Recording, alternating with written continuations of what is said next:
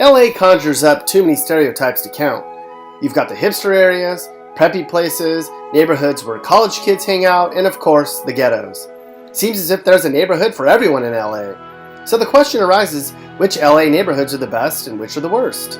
Today we'll use science and data to determine which LA neighborhoods need a little TLC. You know, the worst parts of LA.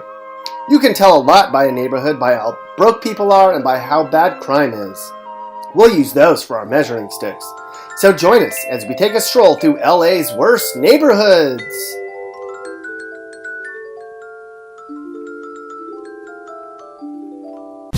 Our first stop on our tour of LA's worst neighborhood starts in Boyle Heights.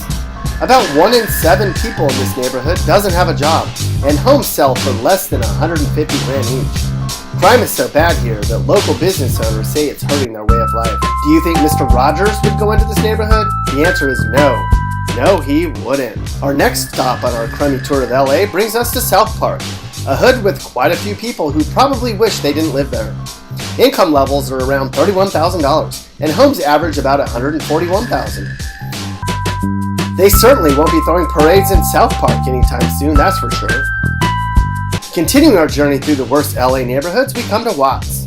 Here, most of the neighborhoods live at or below poverty, and you have about a 1 in 20 chance of being the victim of a crime each year. This neighborhood has so much potential too. Would a baby go into this neighborhood? That's a baby. Don't listen to anything he says. Southeast LA neighborhood is next on our list. It's too bad that the entire area that surrounds Southeast LA is such a bad area. This is the 8th most dangerous hood in LA, and homes are valued at about $140,000 as a result.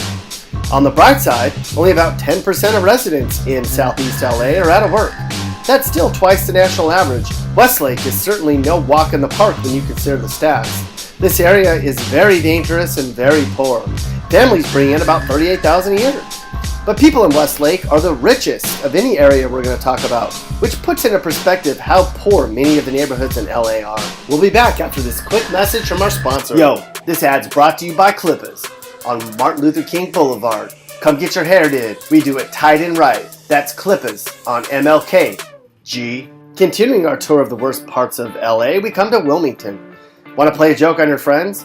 Tell them you're going to a party in Wilmington and watch their reactions. There aren't too many people packed into this little hood, where you just might get blown away for wearing the wrong hat. The Winslows certainly wouldn't live in Wilmington, and you wouldn't find the Bundys living here either. Here in the densely packed neighborhood of downtown, about 1 in 5 people refuses to work and just about everyone's broke. To get there, take your car to roughly the rundown house on the left and the boarded up building on the right. Try not to drive over anyone's lawn on your way there either.